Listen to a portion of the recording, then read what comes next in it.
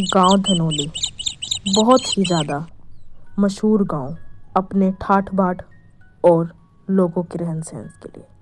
उसी गांव के बीच में एक पुरानी रौबदार हवेली राम स्नेही की। घर बहुत बड़ा था, आंगन बहुत चौड़ा था, लेकिन सबसे बड़ी थी उस घर की रसोई। और उसी रसोई में छुपा था ऐसा जहर जो पूरे घर को अंदर ही अंदर जला रहा था। 3 बहुएं, 3 सोच, 3 अलग अलग चालें, और सबका निशाना था वही एक रसोई। सुबह के 5 बजे थे। अभी सूरज पूरी तरह निकला भी नहीं था। गांव में अभी नई बहू के आने की तैयारियां चल रही थी। नई बहू का स्वागत राम स्नेही के घर में उसकी सासू माँ करती हैं और खूब बैंड बाजा बारात से नई बहू का स्वागत किया जाता है। सुबह रसोई में चूल्हे की आंच जल रही थी और उसी आंच पर उबल रही थी तीनों भोर की बहुओं की ईर्ष्याएं।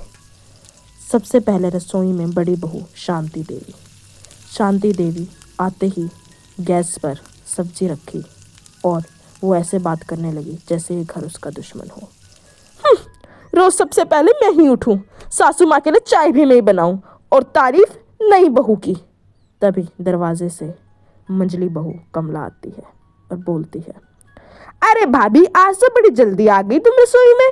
कहीं ऐसा तो नहीं सासू माँ को दिखाना है कि मैं कितनी संस्कारी बहू हूँ। शांति ने चम्मच जोर से कढ़ाई में पटका। अरे जारी कमला, ताने देने से पहले अपने काम पर ध्यान दे। रसोई में ज्यादा बोलने से खाना जल जाता है। पर उसकी हंसी में मिठास नहीं थी। कमला बहुत ज्यादा ईर्ष्या से भरी हुई थी। इतने में चहकती हुई छोटी बहू राधा भी रसोई में आती है। नई नई शादी, चेहरे पर मासूमियत, लेकिन आंखों में गजब का तेज। राधा मीठी आवाज में बोली, भाभी जी, कमला दीदी, मैं भी कुछ मदद करूं आपकी। सासू माँ कह रही थी कि रात को तुमने रोटी जो बनाई थी बहुत नरम थी। इस बात को सुनते ही जैसे शांति और कमला का तो खून ही सूख गया। उनके मुंह पर ईर्ष्या के भाव स्पष्ट दिखाई दे रहे थे। कमला मन ही मन बोलने लगी, वाह, अभी 2 महीने भी नहीं आए उसे, और देखो तो सासू माँ की चहेती बन रही है। शांति कटाक्ष में बोली, अरे राधा, तू रहने दे, तेरे हाथ अभी नाजुक है, नवी नवेली बहू है ना, रसोई का बोझ कहाँ उठा पाएगी।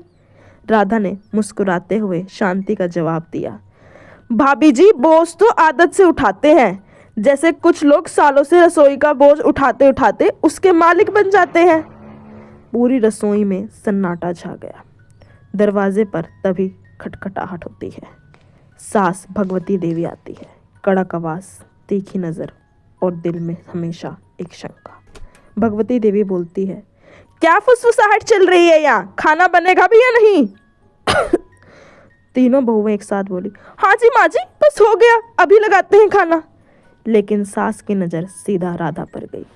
राधा, आज रोटी तू बनाएगी, कल तेरी बनाई हुई रोटी बहुत पसंद आई थी सबको। शांति के हाथ से तो बेलन छूटते छूटते रह गया। शांति मन ही मन सोचने लगी, अब समझ में आ रहा है, ये लड़की चुप नहीं, बहुत शातिर है, सासू माँ की चहेती बनना चाहती है ये। राधा ने भी हाँ भर दी, ठीक है माँ जी, मैं आज रोटी बनाऊंगी। तीनों बहुओं में ईर्ष्या साफ लिख रही थी, पर राधा अभी इस चीज से बेखबर थी। उसके मन में इतना ईर्ष्या का भावना नहीं थी जितनी शांति और कमला के मन में थी। दोपहर में जब सब खाना खाने लगे तो बातों में जहर और फैलने लगा। कमला बोल पड़ती है, माँ जी, आज दाल कुछ ज्यादा पतली नहीं लग रही। राधा जवाब देती है, दीदी, पतली दाल से पाचन अच्छा रहता है, डॉक्टर भी तो यही कहते हैं। तभी शांति हंसते हुए बोली, वाह, अब डॉक्टर भी बन गई है हमारी नई बहू रानी। राधा बोलती है, भाभी जी, आजकल पढ़ी लिखी बहुआं थोड़ा बहुत तो जानती हैं। सास सब सुनती है पर चुप रहती है। रात को जब सो गए तब रसोई में हलचल हो रही थी। कमला और शांति फुसफुसा रही थी। राधा को भी अजीब सी आवाज़ें सुनाई देती हैं। वह उठकर जाकर देखने की सोचती है कि आखिर क्या है। वह जाती है और देखती है कि कमला और शांति दोनों आपस में राधा की बुराइयां कर रहे हैं। कमला बोल पड़ती है, भाभी, ये राधा अगर ऐसे ही चलती रही तो सारी रसोई पर उसका ही हक हो जाएगा और माँ जी सारा कुछ उसी को दे देंगी। तभी शांति भी बोलती है, इस घर में एक ही रसोई है और इस पर हक सिर्फ मेरा है, मैं हूँ इस घर की बड़ी बहू। कमला बोलती है, तो कुछ तो करना ही होगा ना दीदी। दूर खड़ी राधा ये सब सुन रही थी और दूसरी तरफ आज जो खाने के समय बहस हुई थी, माँ जी के दिमाग में सिर्फ यही बातें चल रही थी और इसके लिए माँ जी ने एक बहुत बड़ा कदम उठाया था। गाइस, ये जानने के लिए आपको वीडियो को एंड तक देखना होगा। Do like, share and subscribe this channel for more interesting videos. सुबह सास ने तीनों बहुओं को बुलाया और ये बात का ऐलान किया, बहुओं, आज से रसोई का काम बारी बारी होगा। हर दिन एक बहू पूरी रसोई संभालेगी और उसकी ही जिम्मेवारी रहेगी खाना बनाने से लेकर सारा काम करने की। तीनों बहुएं चौंक गई। शांति बोल पड़ी, माँ जी ऐसा क्यों? आखिर पहले भी तो सब काम करते थे। सास कठोर स्वर में बोली, क्योंकि घर अब युद्ध का मैदान बन गया है, हर किसी को अलग बहस करनी है।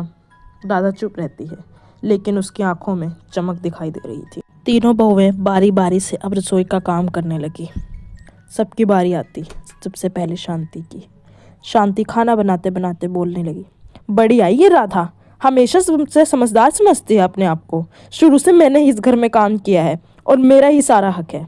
माँ जी सबको काम करते देखती पर किसी से कुछ नहीं कहती। अब बारी आई राधा की।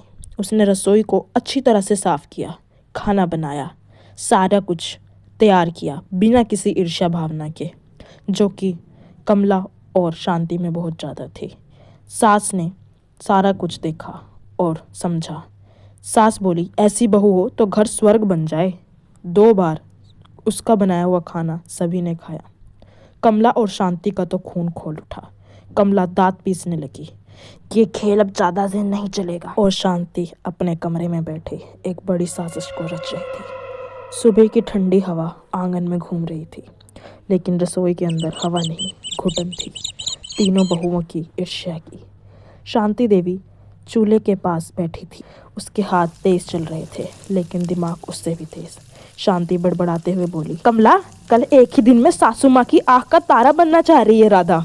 आज देखती हूँ, रसोई कोई खेल नहीं है। कमला भी बड़बड़ाते हुए बोली, भाभी सुना है आज फिर राधा की बारी है रसोई में।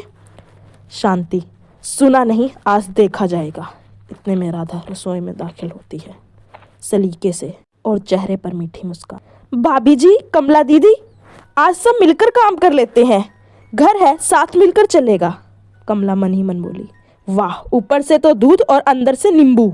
भगवती देवी ने अपनी बड़ी बहू शांति और कमला की बातें पहले ही सुन ली थी। उसने राधा से कहा, राधा, आज सब्जी में ज़्यादा तेल मत डालना, कल खाना सही बना था। राधा तुरंत बोली, ठीक है माँ जी, जैसा आप कहेंगी वैसा ही होगा। शांति से रहा नहीं गया, वो बोल पड़ी, माँ जी, इतने सालों से तो मैं खाना बना रही थी, किसी ने कभी शिकायत नहीं की, आज अचानक से ये क्या है? तभी सास बोल पड़ी, शिकायत ना होना और खाना पसंद होना दोनों बातों में फ़र्क होता है शांति बहू। रसोई में सन्नाटा छा गया। राधा दाल चढ़ा रही थी। कमला उसके पास आकर बोल पड़ती है, राधा, नमक संभाल कर डालना, कल माँ जी ने कहा था थोड़ा कम था खाने में नमक। तभी राधा बोल पड़ी, दीदी, कम ज़्यादा तो स्वाद से पता चलता है, तानों से नहीं। कमला का चेहरा उतर गया। सारे खाना खाने बैठे। सबसे पहला कोर राम सिंह जी ने लिया और वो बोल पड़े, आज की सब्जी कुछ अलग है। शांति और कमला एक दूसरे का मुंह देखने लगी। उन्हें मन ही मन खुशी होने लगी कि शायद खाना बुरा बना होगा। तभी राधा बोल पड़ी, अगर पसंद ना आए तो अगली बार मैं अच्छा बनाऊंगी। तभी राम सिंह जी बोले, नहीं नहीं, अलग मतलब बहुत ही ज्यादा अच्छा है बहू। सास के चेहरे पर मुस्कान आ गई। सास बोल पड़ी, सीखने की ललक हो तो नई बहू भी पुरानों से आगे निकल जाती है। शांति का कोर गले में अटक गया। उसी शाम कमला माँ जी के पास जाती है और बोल पड़ती है, राधा दिन भर रसोई में रहती है, लेकिन कभी कभी ज्यादा होशियारी भी नुकसान दे देती है। सास घूर कर बोलती है, क्या मतलब है, सीधा बोलो। मतलब ये है माँ जी कि घर में बराबरी होनी चाहिए, एक को ज्यादा दूसरे को कम, ये ठीक नहीं है। उधर शांति इन सभी बातों से पूरी तरह से जल रही थी। वो सोच रही थी कि उसकी इतने सालों की बनाई इज्जत राधा यूं ही बर्बाद कर रही है। वो बुरी तरह से राधा से ईर्ष्या महसूस कर रही थी और एक बहुत बड़ी साजिश को रच रही थी, जिससे कि राम स्नेही जी के घर की किस्मत बदलने वाली थी। ये जानने के लिए आपको वीडियो